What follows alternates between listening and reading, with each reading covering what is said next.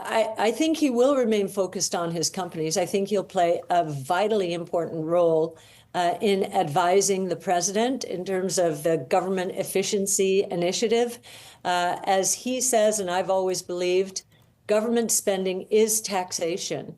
And we are bloated right now. We're just overwhelmed with taxation as well. So I think that he's going to be important in two ways: introducing new technologies and actually cutting out a lot of middlemen in the government, just like he did at Twitter. He laid off 80% of the people, and Twitter's working fine. Maybe the advertising dollars haven't come back yet. I bet that changes.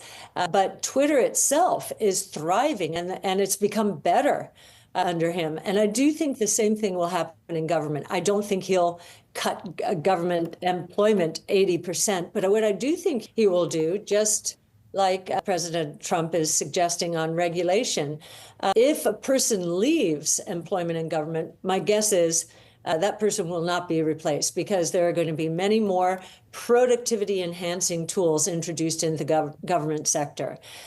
So I think that's going to be one of his most important roles. I think he'll also have a tremendous impact on how to incentivize new technologies so that the U.S. continues to pull ahead of the game instead of being held back, as we have been in many cases in the last few years. So, and especially in space, going to Mars and so forth. So I'm pretty excited about Elon's role. He's a first principles guy. White sheet of paper, let me think. If we were going to do this all over again, what's the right way to think about what government should look like, just like he did in the auto industry, which is now becoming the autonomous industry. So pretty exciting. Cathie, I understand you lightened a little bit of your Tesla stake going into Election Day. Talk to us about that decision.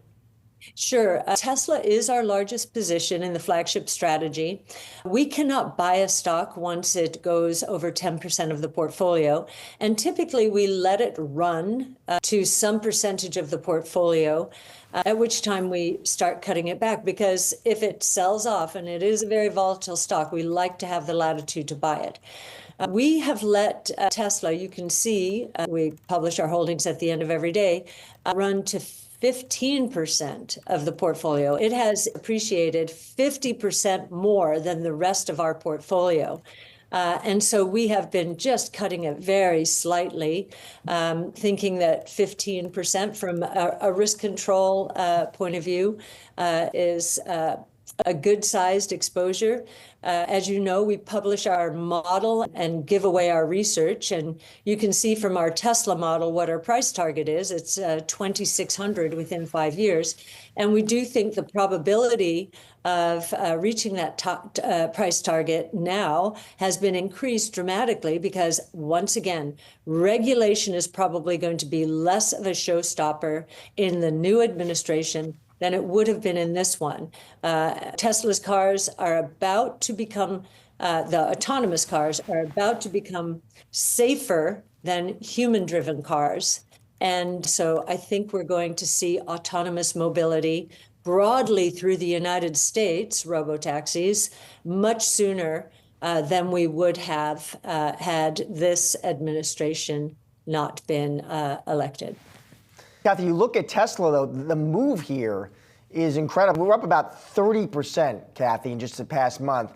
Is that because you just think Tesla investors say, hey, you know what, our guy, our CEO, now has the president-elect on speed dial? Is it justified to you, Cathie? I don't think that's the reason. I think what happened with Cybercab Day a few weeks ago forced, and Tesla's recent earnings report, forced analysts into considering what will autonomous mean to this business model. And an autonomous taxi network is a SaaS model. But Cathie, but the stock didn't go up on the cyber event, right? It did go up in the earnings, but it went up on the earnings because they're selling more cars and making money on the cars. And those aren't autonomous cars. They're still cars that you got to sit in. Well, it takes analysts a little while, and I know if they witness what happened at CyberCab Day, which was really a product announcement, but which was detailed for financial analysts more in the earnings report. Once they start doing these models and realize, wait a minute, this is not just a car manufacturer with electric vehicle margins in the, let's just say, 20 to 30% range over time. Right? They're lower than that now. This is a software as a service model with gross margins not at 20 to 30%, but 80 to 90%. It's a completely different model. And what's been interesting is Waymo, Alphabet's Waymo, it has proof of concept. Autonomous is not about tomorrow, it's here. And we're very excited to see how Tesla is going to go to market.